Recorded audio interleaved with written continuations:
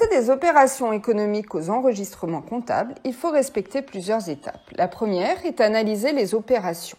Le fournisseur Binocle livre des montures et des verres à mon entreprise Véroclair, qui en contrepartie lui donne une reconnaissance de dette. Quel est l'impact de cette opération sur les comptes de l'entreprise? 2 réservoirs sont touchés, le réservoir création de richesse par le biais des achats de matières premières et le réservoir dette fournisseur.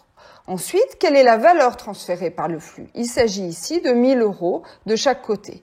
Enfin, quel est l'objet des flux concernés? Il s'agit ici d'un achat de matières premières qui va porter un numéro de facture. Deuxième étape, il faut alimenter les comptes. Un compte sera représenté sous forme de tableau avec 2 colonnes dans lequel nous allons inscrire à gauche les flux entrants et à droite les flux sortants. C'est exactement ce que nous avions fait lorsque nous avions présenté notre tableau de trésorerie pour l'entreprise Véroclair, où nous avions les flux entrants à gauche et les flux sortants à droite. Troisième étape, nous allons affecter un numéro du plan comptable général à tous les comptes créés par une opération. Reprenons notre exemple de la livraison de matières premières par le fournisseur Binocle, qui a ensuite été payé.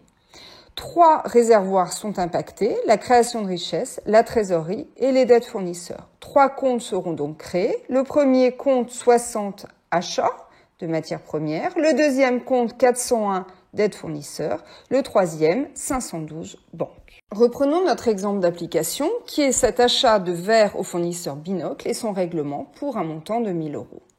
Intéressons-nous d'abord au flux physique. Le flux entrant, c'est l'achat de verre, donc ça va venir s'inscrire à gauche du compte 60, achat de matières premières. Le flux sortant, de contrepartie, c'est la reconnaissance de dette. Ça va venir donc s'inscrire à droite du compte 401, dette fournisseur. Intéressons-nous maintenant au flux monétaire. Le flux sortant, qui est le flux sortant de trésorerie, va s'inscrire à droite du compte 512 banques pour 1 000 €. Le flux entrant et l'annulation de la dette, ça va donc venir s'inscrire à gauche du compte 401 fournisseur.